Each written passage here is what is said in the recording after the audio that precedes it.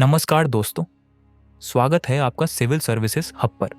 हम यहाँ आपके लिए लाए हैं इतिहास, संस्कृति और ज्ञान से भरे अनमोल विषय जो आपकी यूपीएससी परीक्षा और सामान्य ज्ञान के लिए बेहद महत्वपूर्ण है। आज हम आपको लेकर चलेंगे एक ऐसे युग में जब शिक्षा केवल परीक्षा पास करने का माध्यम नहीं बल्कि जीवन की सबसे बड़ी साधना मानी जाती थी। जी हाँ, हम बात कर रहे हैं वैदिक युग की धार्मिक जीवन और शिक्षा प्रणाली की। तो आइए समय के पहिए को पीछे ले चलते हैं। एक युवा बालक गुरुकुल के फर्श पर पद्मासन में बैठा था। उसकी आंखें जिज्ञासा से भरी थीं।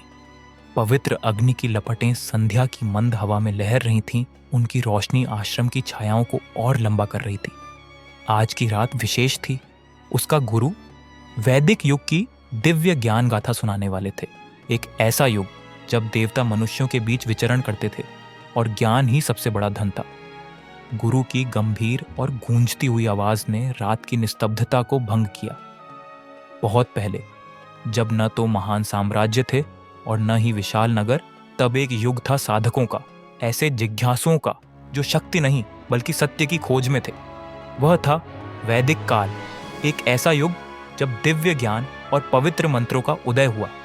गुरु ने आगे कहा, वैदिक काल के लोग प्रकृति की अदृश्य शक्तियों में विश्वास करते थे। वे अग्नि, इंद्र और वरुण की उपासना करते थे। उनके प्रार्थना मंत्र, ऋग्वेद के पवित्र श्लोक पूरे क्षेत्र में गूंजते थे जो उन्हें ब्रह्मांड की ऊर्जा से जोड़ते थे। लेकिन उनकी भक्ति अंधविश्वास नहीं थी। उनके अनुष्ठानों का एक अर्थ था। उनकी प्रार्थनाओं में शक्ति थी। यज्ञ केवल अर्पण नहीं थे बल्कि वे मानव और दिव्य शक्तियों के बीच का सेतु थे। मंत्रों का सही उच्चारण अत्यंत आवश्यक था। गुरु की आंखों में चमक थी जब उन्होंने कहा, वैदिक समाज धर्म के मार्ग का पालन करता था। धर्म जो जीवन को संतुलित और अनुशासित रखता था। चारों वेदों, ऋग्वेद, यजुर्वेद, सामवेद और अथर्ववेद में ज्ञान का सार निहित था। इन ग्रंथों में केवल धार्मिक अनुष्ठान ही नहीं बल्कि चिकित्सा, खगोल शास्त्र, दर्शन और गणित का भी विवरण था। समाज 4 वर्णों में विभाजित था, ब्राह्मण, क्षत्रिय, वैश्य और शूद्र, और प्रत्येक वर्ण का एक विशेष कर्तव्य था। ज्ञान किसी को प्रदान नहीं किया जाता था, उसे अर्जित करना पड़ता था। वैदिक युग में शिक्षा एक पवित्र प्रक्रिया थी जो अनुशासन और भक्ति से जुड़ी थी।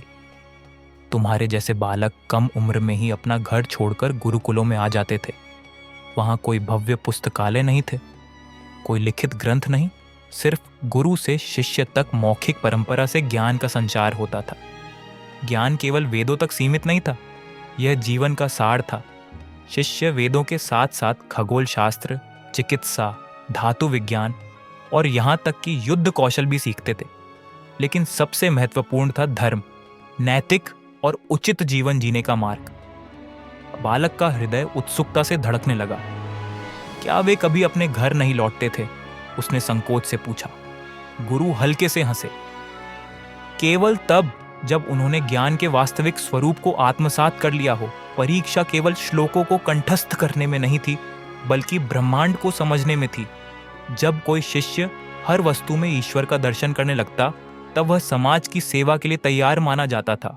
और इस प्रकार वैदिक युग की शिक्षा प्रणाली ने समाज को महान विद्वान, योद्धा और आर्षे प्रदान किए।